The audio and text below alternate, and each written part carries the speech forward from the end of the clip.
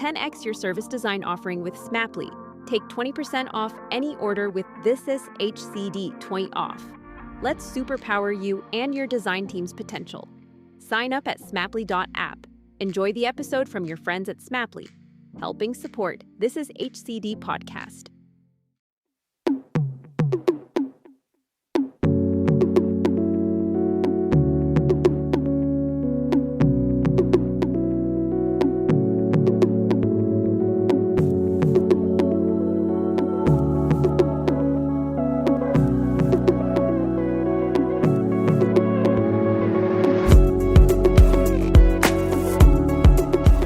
Welcome to Bringing Design Closer, the podcast focused on discussing design's role in tackling complex societal issues. Our goal is to have conversations that inspire and help move the dial forward for organisations to become more human-centred in their approach to solving complex business and societal problems.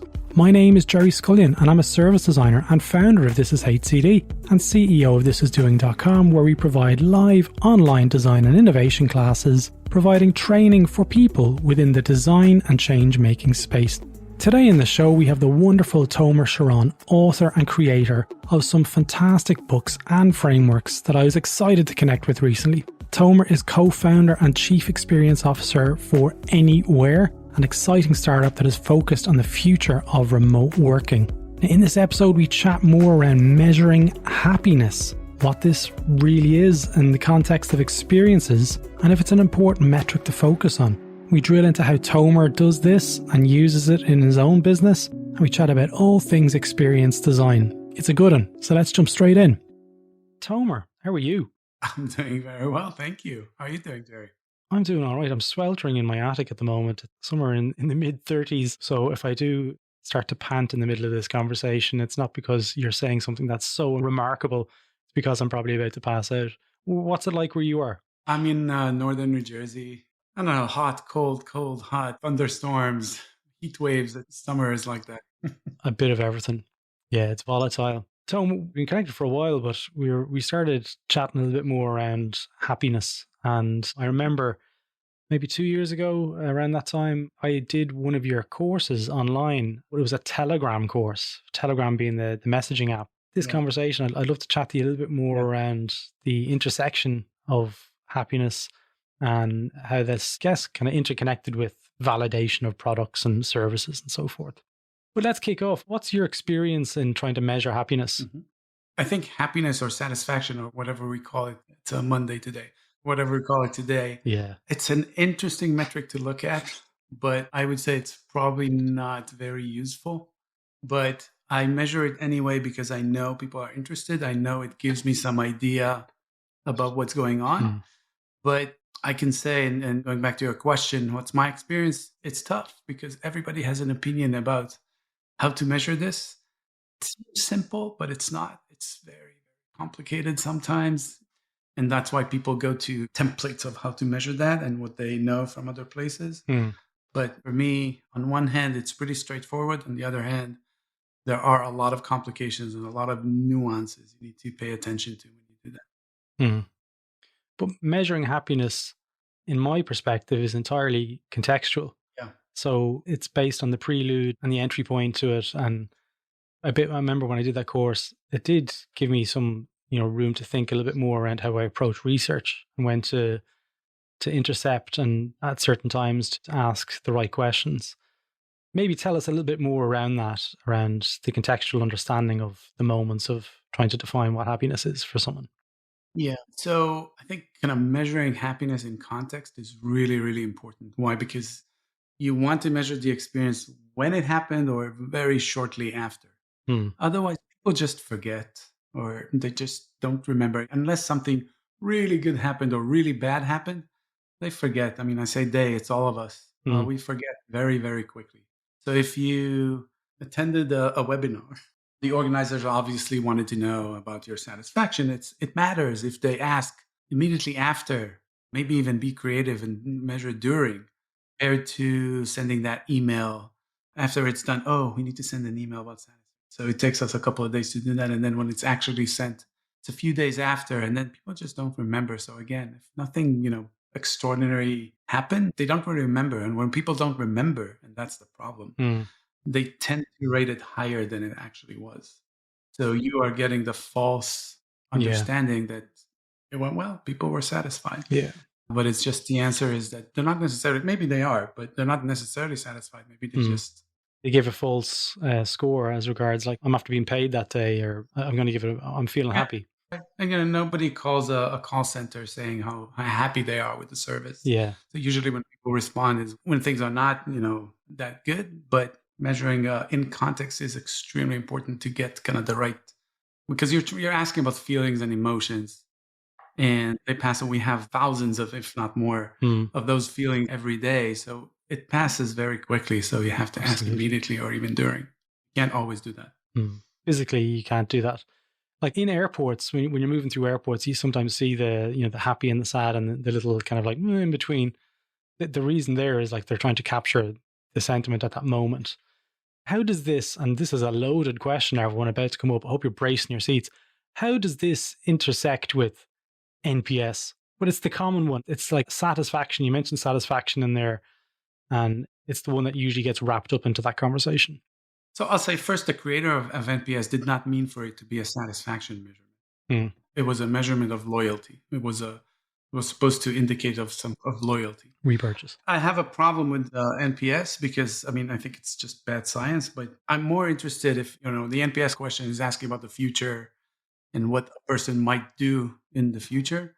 So first of all, it's an opinion about future behavior. I prefer to measure behavior directly. Yeah. And if you want to know about satisfaction with something, ask about that right now instead of asking, would you recommend or something like that. I agreed to measure NPS in different organizations because for me, it was a way to bring people into a place where they can see other measurements that I prefer. Yeah. So I went along. I had enough of arguing about NPS. Just as a smart person once said in a movie, too old for this shit. So I'm not going to argue with anyone about NPS if they want to measure it. I'm just going to add to it and measure more and put everything in one place. Yeah. And we'll see what's useful. I did develop something that a few people adopted, somewhat helpful. I called it NPS. It's not anti-NPS. It's actually looking at actual behavior. So instead of would you, it's asking about have you. So the A stands for actual.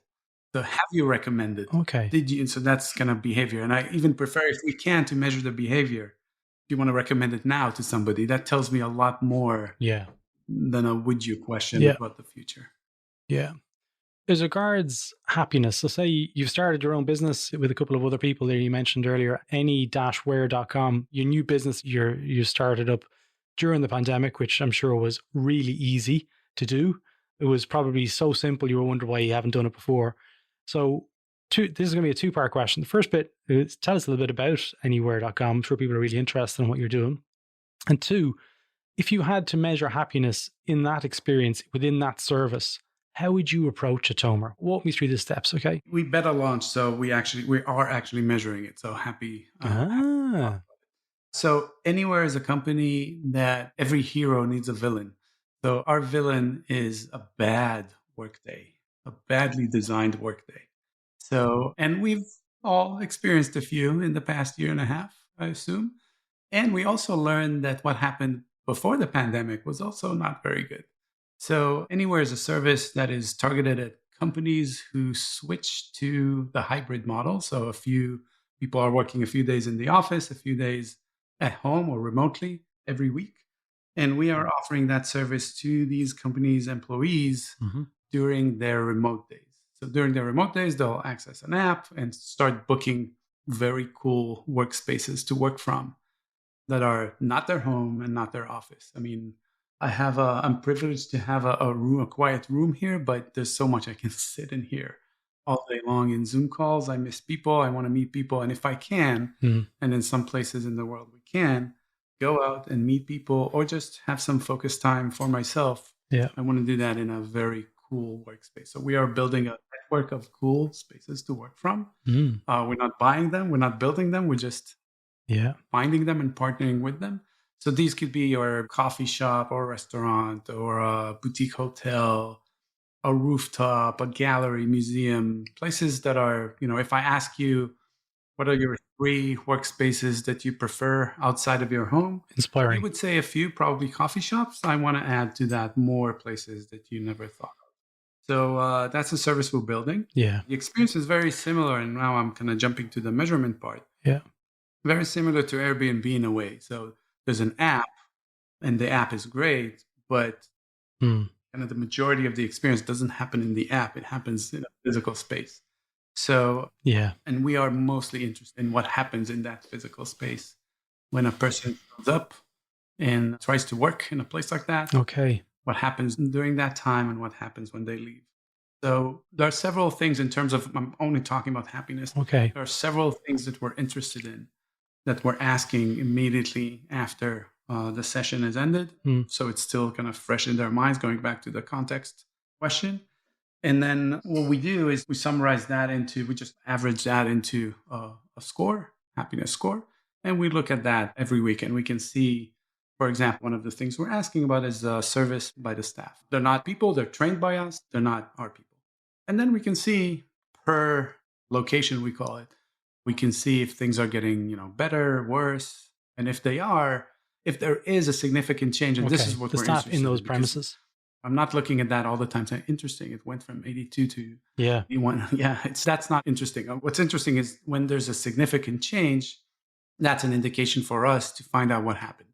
And then we either go there or pick up the phone, talk with the employee members, we call them, talk with the member, talk with the host, and then to understand what happened. It could be good as well. I mean, sometimes 83. it jumps from 75 to 95. So we want to know, what did you do to change that?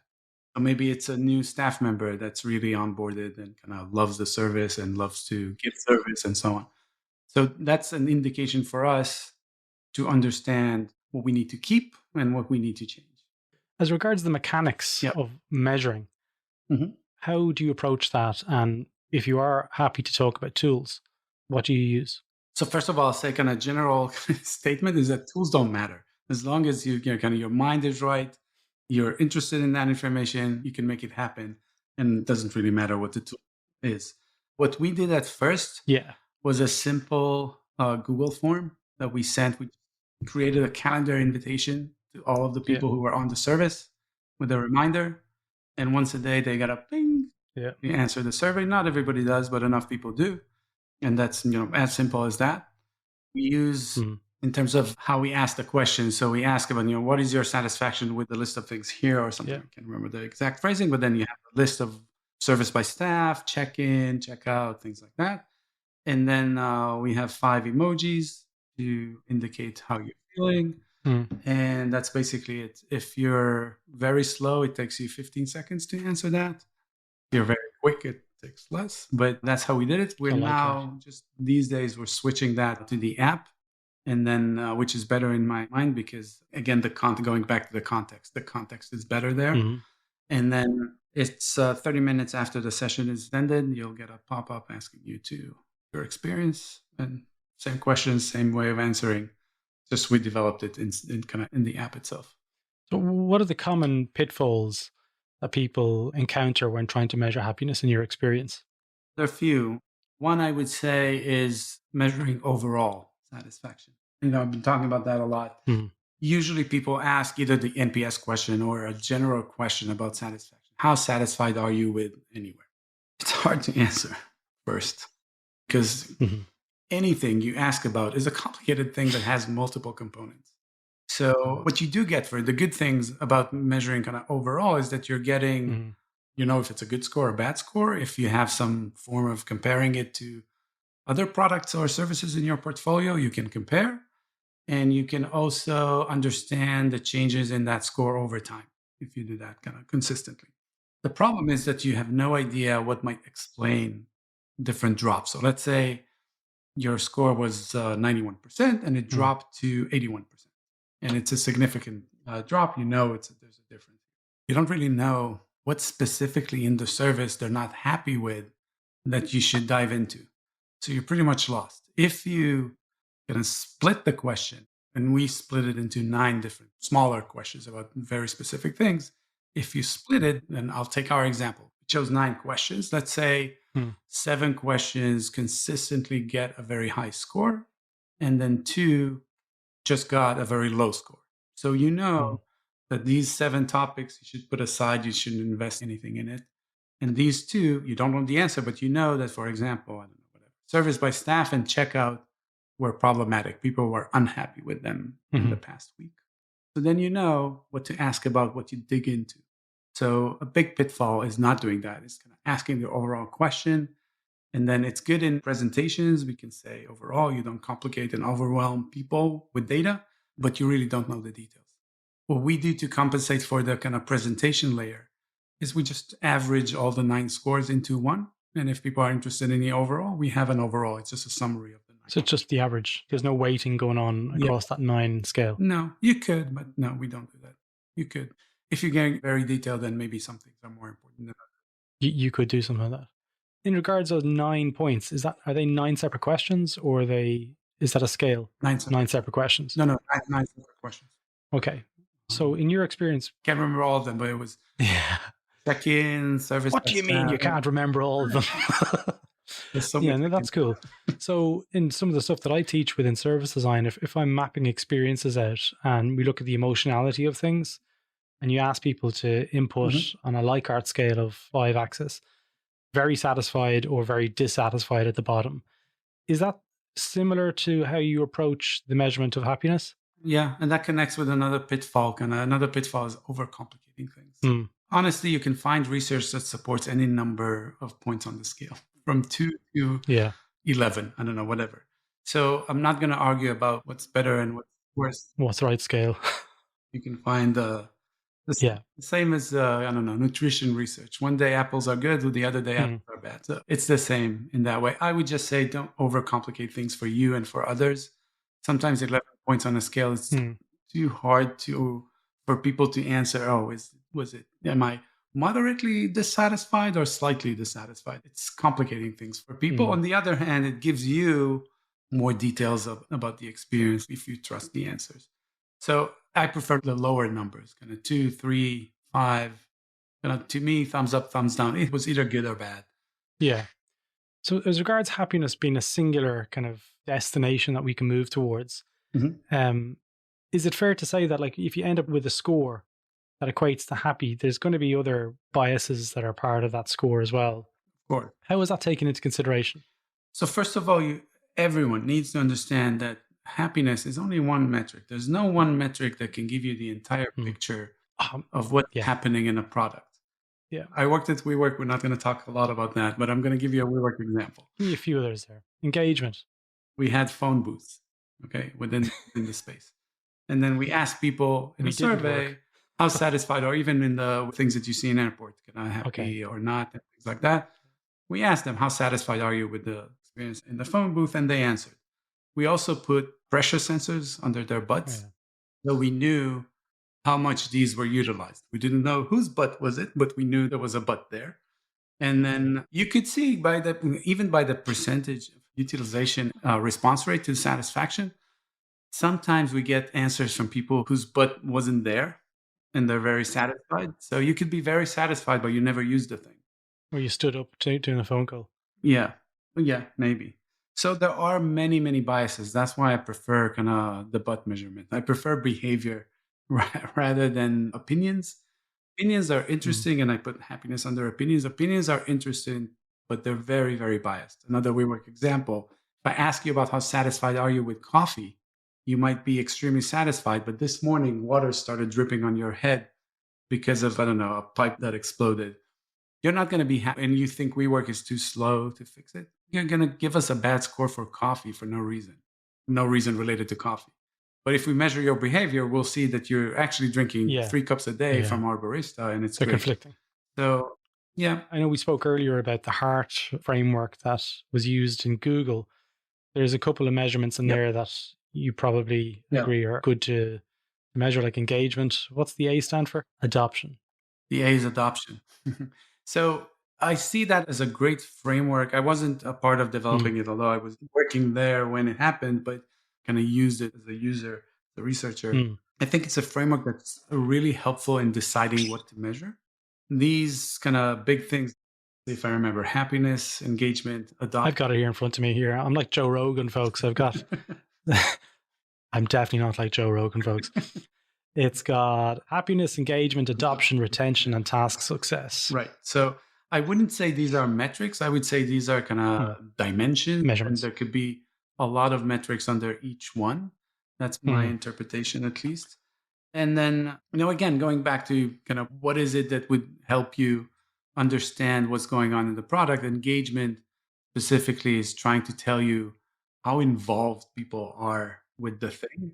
So are they just logging in, logging out, or are they logging in, buying 10 things and then logging out? So that's the kind of the level that they're hooked up into what the product or service is offering.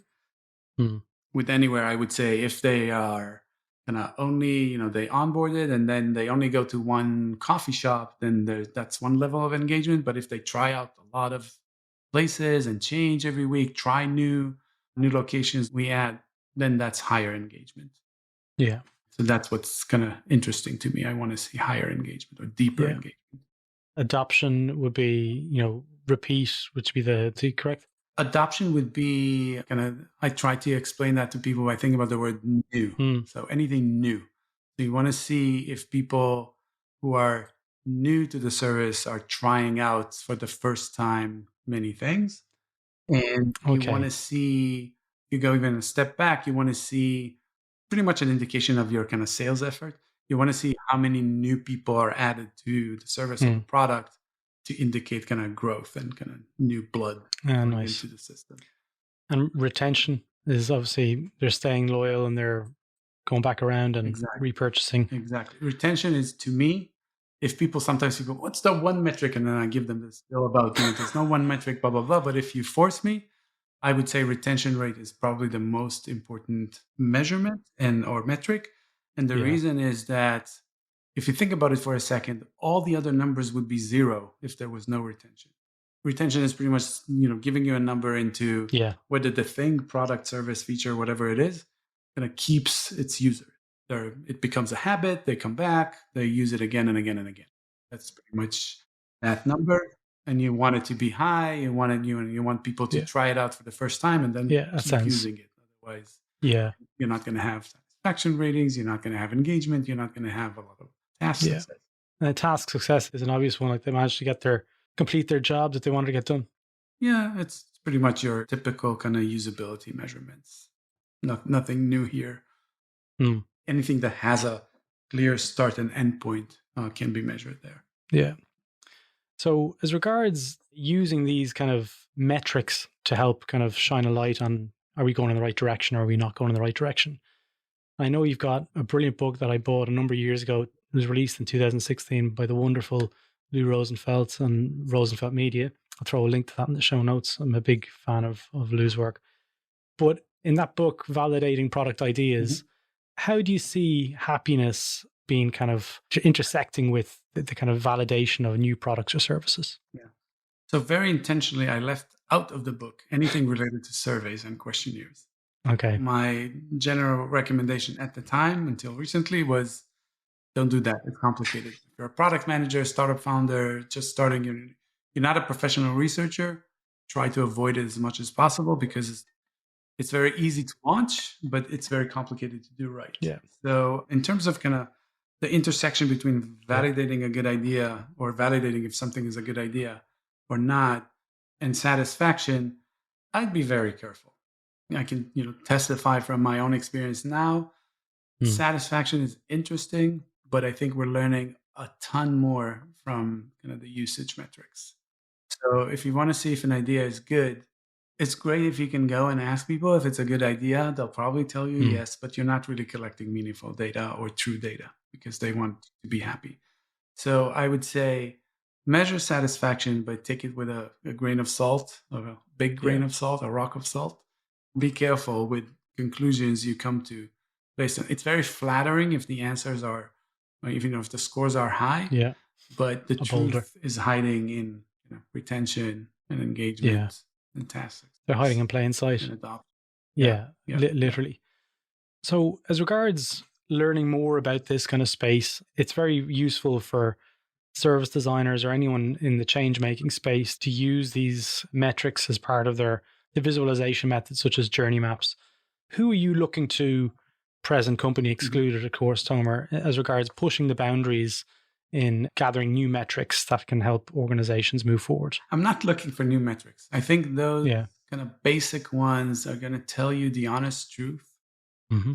I'm not trying to kind of try to find new stuff. I think you're getting the real truth kind of in your face when you look at kind of retention rate, adoption rate, 7-day active, and satisfaction, because it gives you a more holistic picture. And I'm not looking for more. When my eyes lit up, it's when I see creative ways of measuring satisfaction in context. For example, I think it was a Lyft e-hailing service doing a really good job in kind of measuring satisfaction during the ride. So how's it going so far? And then, because they know that people look at the map and then they ask it they show it on the route itself, a trigger for the question. So I'm looking for kind of creative ways of doing that. And when I see that, then I this is something to learn from. In terms of anywhere.com, your new business, that creates lots of opportunities there because they're not in a controlled space. I presume they're probably not within an app environment. So there's lots of room there for you to flex your Sharon muscles. There are a lot of challenges. Yeah. We don't control the room as we did at WeWork. Wi-Fi, Absolutely. we actually the Wi-Fi. We'll pay for your internet bills.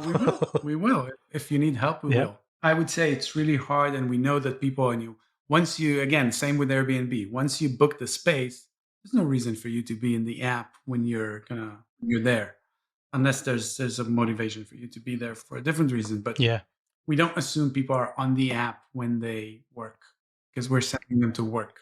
There are tremendous challenges there in terms of measurement. So we try to do things we're just starting, but think about ways to measure that are less intrusive, more trying to let machines do what machines do best and let humans do what they do best. Don't ask a human to do machines work and vice versa. It's not easy. It's going to take us a while, but it's better. I'll give you an example. It's better for us to not ask somebody about the noise level at a space. It's better for us to measure it through a certain device, without any human involvement. We're going to get more accurate results and we're not going to bother people. Yeah. So these are the areas I'm thinking about. It sounds really exciting. I'm definitely going to be keeping an eye on it. I meant to say when you started talking about Anywhere earlier on in the conversation, when I lived in Australia, I would have signed up for this in a heartbeat because most of my time when I was out researching or I was out designing or meeting stakeholders who were all across the state, I had nowhere to go during the day. I ended up just kind of wandering into loads of different coffee shops. Yeah. And then some of them had bad Wi-Fi, some of them had good Wi-Fi, and I took an awful lot of local knowledge. I'm sure people down in Australia are like putting their fists up in the air saying, come down to Australia. I'd love it to come to Ireland as well because when it all opens up, I'll be looking to get out a lot more and work a little bit more outside of my own home. I heard from somebody I met that he was also he didn't have an office. He was working from places in New York City and he started having gathering data. He was started a spreadsheet. Okay, this place has, great, kind of classifying all the information about these places so he knows where to go to, so he remembers what are the good places or what he needed to do. Look, so we're trying to do that kind of in a more sophisticated way. Sophisticated, useful way. Yeah. Well, look, I'll throw a link to anywhere.com into the show notes. Tomer, is there anything else you want to cover off, or are we happy to close out the conversation? No, just everybody be happy. That's the most important thing. Somebody reached out about that Telegram course.